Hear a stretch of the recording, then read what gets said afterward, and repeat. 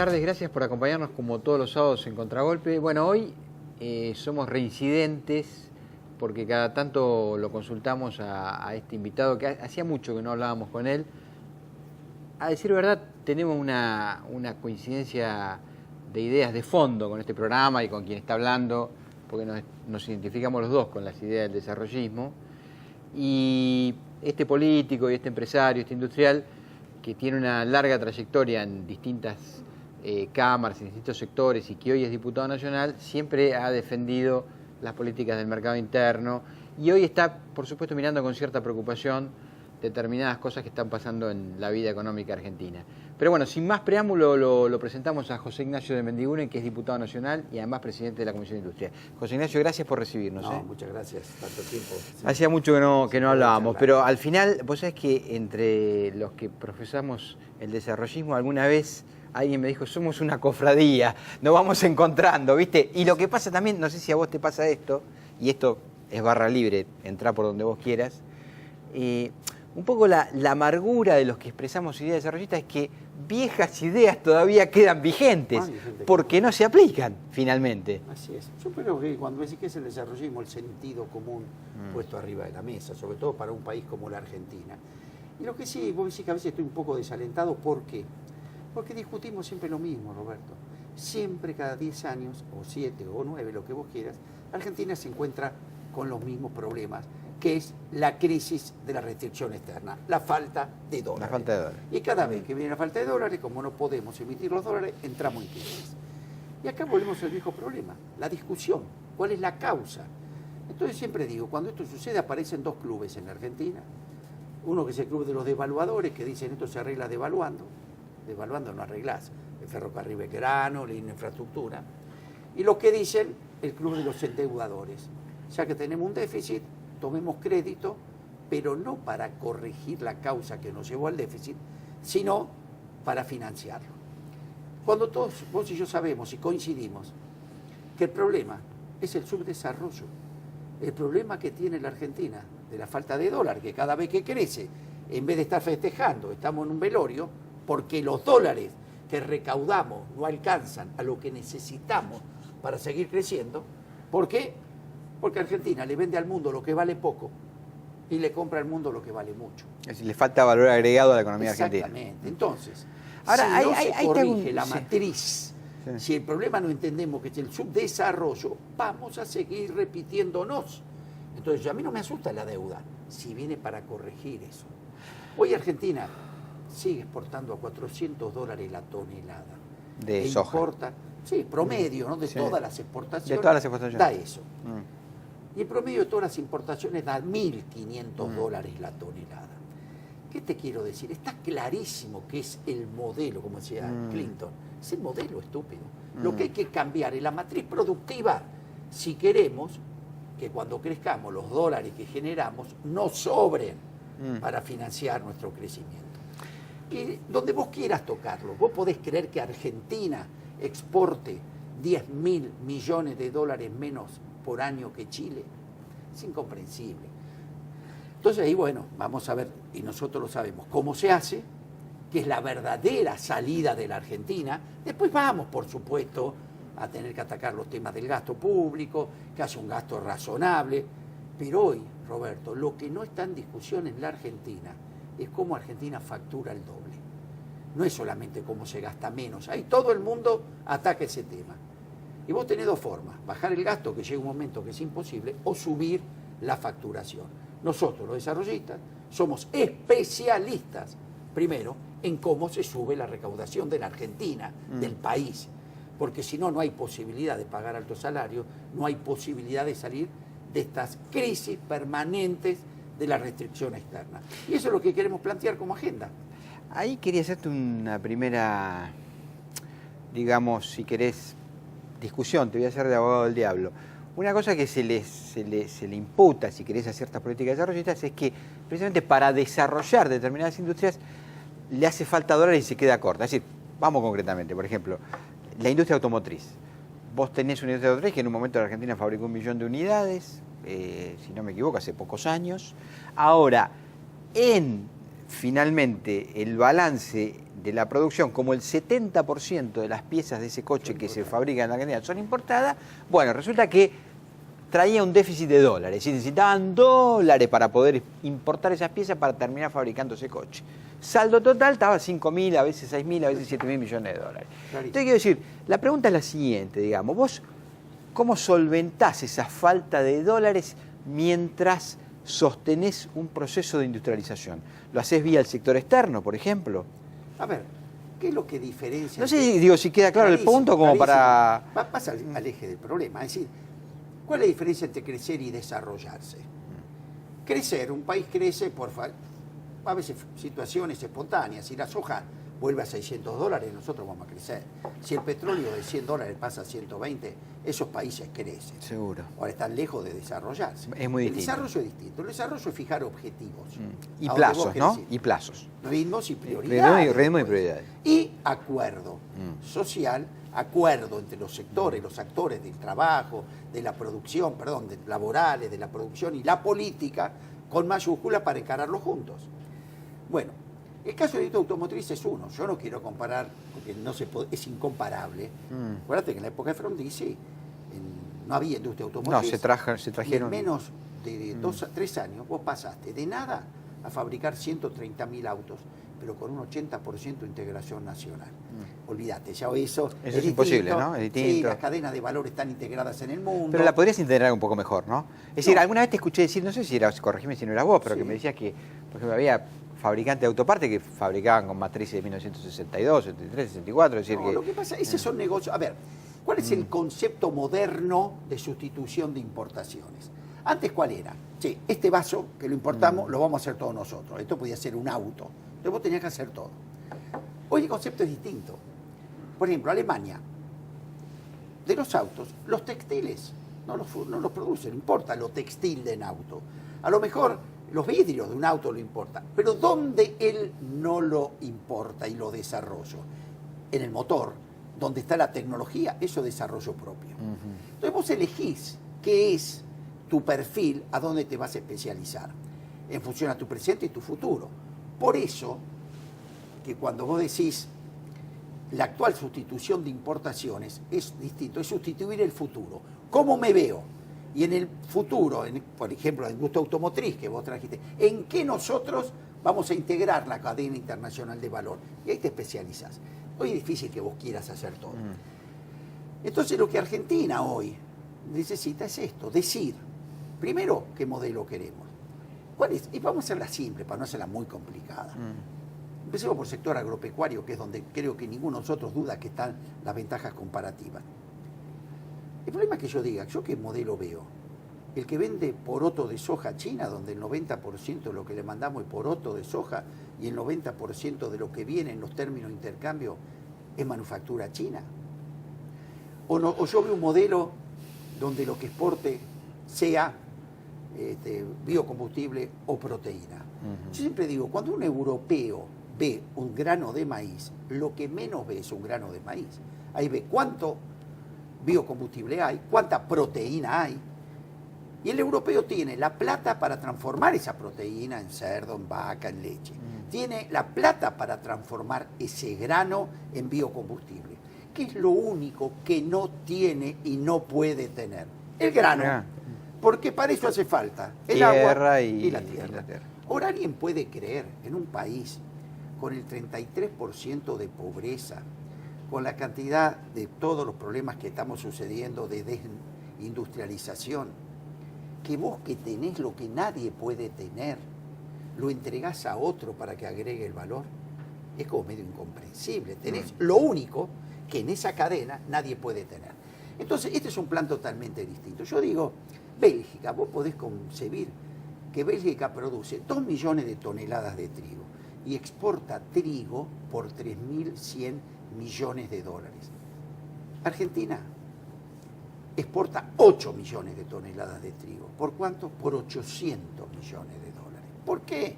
Porque el 90% de lo que exporta Argentina es cereal y el 90% de lo que exporta Bélgica es pastas y galletitas. ¿Cuánto vale el cereal? $170 la tonelada. ¿Cuánto vale transformada en pastas y galletitas? $1.400 la tonelada. Entonces yo pregunto, no solamente en términos de pesos, de dólares que multipliqué por 10, en términos de empleo, en términos de tecnología desarrollada para esto. Fíjate que Italia no solamente consume el trigo propio, como se posicionó en ese negocio, sino que importa trigo de otros lugares para transformar adentro. Y esto yo te lo puedo llevar a todos los sectores de la economía para que vos veas ese vaso medio lleno que podemos ver de la Argentina, que es donde todos tenemos que poner la fuerza, y vos ves que hoy nadie lo está pensando.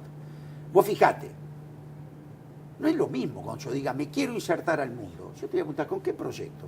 ¿El que vende maíz o el que vende proteína? ¿El que vende trigo o el que vende fideo? Porque es totalmente distinta la relación. Distinto cómo tenés que negociar, seguro, distinto quiénes son tus negocios. Y además porque también ahí se te abre una serie de negocios nuevos. Ahora, el mundo, si vos lo dejás, el mundo a vos te quiere proveedor de materia prima. Siempre. El valor lo quiere agregar él. La vieja contradicción que también afrontó el desarrollismo. Ahora, es imposible que vos digas, me estoy integrando al mundo sin explicar con qué modelo. Como sabés que estamos en tiempos electorales, tenemos compromisos para que los partidos políticos difundan sus propuestas, sus eslogan. Dame un minuto, venimos enseguida, porque después lo que quiero abordar con vos es qué está pasando hoy. Porque inclusive el tema del desarrollismo, si vos te fijas, no me lo contestes ahora obviamente, es como una bandera donde, viste, casi es una zona de confort donde a todo el mundo le cae bien. Está bien, pero ¿qué es el desarrollismo? ¿Y cómo son los tiempos y los plazos y los sectores? Lo hablamos en un minuto. ¿Cómo no?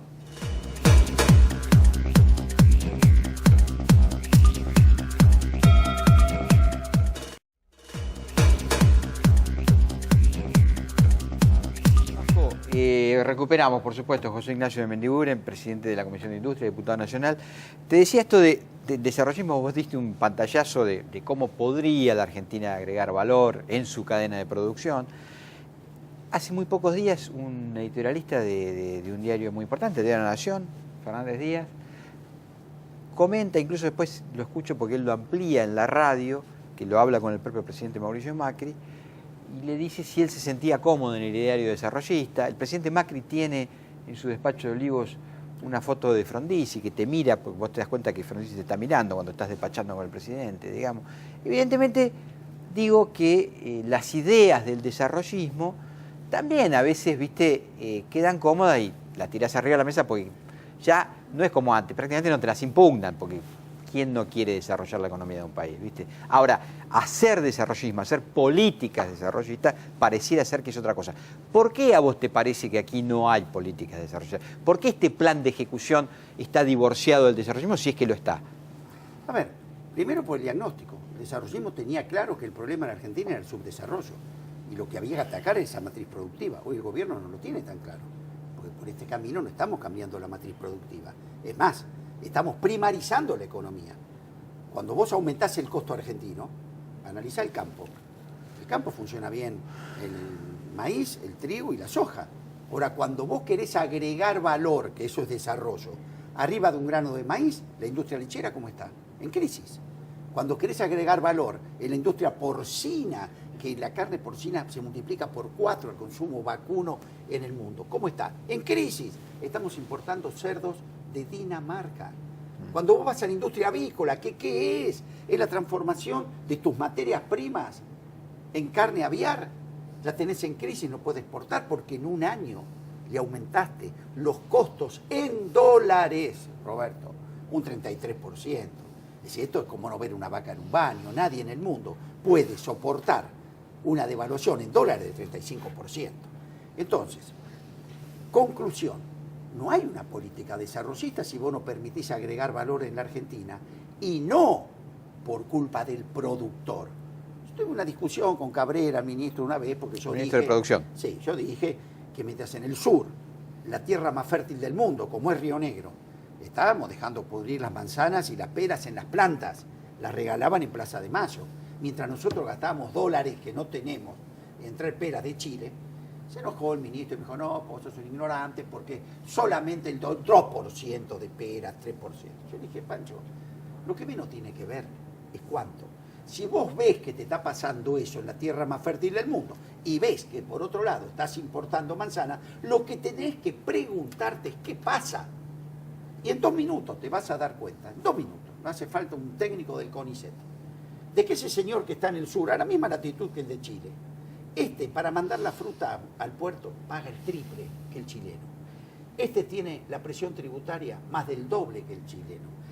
Paga una tasa de interés real que duplica la chilena. Cuando saca el camión del sur, paga más en el flete, en la seguridad del camión para que no se lo roben que en el flete. Conclusión, ¿cómo querés que este señor compita? Y los problemas que tiene no son propios, son de la tranquera para afuera. Conclusión, vos en vez de enojarte y decirle, sos competitivo, y de importarle de Mendoza, o de Chile la fruta, vos le tenés que decir, hermano, no bajés los brazos. Sé que el problema no es tuyo, tampoco te lo puedo arreglar en un año porque esto viene de mucho tiempo. Ahora, mientras juntos buscamos este camino de la competitividad, no bajés los brazos, porque si vos ya no fumigás la planta, yo los dólares que vos generás para pagar la deuda y no los tengo, mi deuda es impagable. Este es un ejemplo. Vas a Mendoza, te pasa lo mismo. Importamos vino de Chile a granel para envasarlo en Mendoza. La finca la tenés con un candado que toda la fruta de carozo no se pudo cosechar este año. Entonces, está muy claro. Las colas que vos tenés los fines de semana largo a Chile de 12 kilómetros, Frondizi y Frigerio verían eso. Me parece que se caerían de vuelta en la tumba. Hay un elemento, me parece además central en cuanto a la diferenciación con el ideario, digamos, de políticas desarrollistas, que yo me acuerdo, era yo muy chico, pero era cuando empecé a leer así muy incipientemente algunas cosas, que el desarrollismo se oponía a la política de Martínez de Oz. Yo ya la agarré un poquito más grande, pero digo, el desarrollismo en ese momento tenía mucha hegemonía en Clarín, y iba marcando documentos, iba sacando documentos, donde básicamente lo que se cuestionaba es que era mucho más negocio especular que invertir. Entonces, cuando vos tenés tasas de interés superiores al ritmo de la inflación, o que compiten con la inflación, claro, es una golosina muy tentadora para el circuito financiero, porque ¿para qué vas a meter guita o la vas a enterrar en fierro? Vos premiás la renta financiera sobre la renta productiva, que el mundo es al revés. En el mundo, aquel que no quiere arriesgar y quiere trabajar con la especulación financiera o a tasa de interés, gana menos precisamente para poder financiar al que asume el riesgo. Claro, pero digo, esto no solamente es ese tema del premio. En una economía capitalista, el crédito es el primer insumo de una economía capitalista. Cuando vos te digo que un país como Argentina, todo lo que el sector financiero presta al sector privado está en el orden del 14% del PBI, cuando Chile es el 60%, los países desarrollados el 100%. Y si yo además te analizo eso, que es nada, ¿cuánto de ese 14% financia consumo y cuánto financia inversión? Te vas a dar cuenta que más del 80% financia consumo. A la inversión no le queda ni el 20%. Y cuando yo además quiero analizar eso que presta inversión, cuánto es a las empresas grandes y cuánto a las empresas chicas, te vas a dar cuenta que en la Argentina una pyme no recibe como crédito a la inversión ni 1,5 puntos del producto. Roberto, eso y decir que no querés desarrollarte es lo mismo. Un país como Brasil tiene el BNDES, que es el Banco Nacional de Desarrollo de Brasil, que ese solo banco, ese solo, financia la inversión en Brasil en 11 puntos del producto. ¿Qué diría Frondizi y Frigerio de esto? Olvídate, pasemos otro capítulo, no está. Ahora, ¿puede la Argentina hacer lo que estamos diciendo? No te quepa duda, no te quepa duda, porque yo te muestro, puede ser que Chile en minería exporte 17.000 millones de dólares y nosotros 5. Bueno, en la Argentina hacíamos cables, conductores, cobre, hoy no se hace nada, se exporta el mineral crudo como lo estamos llevando.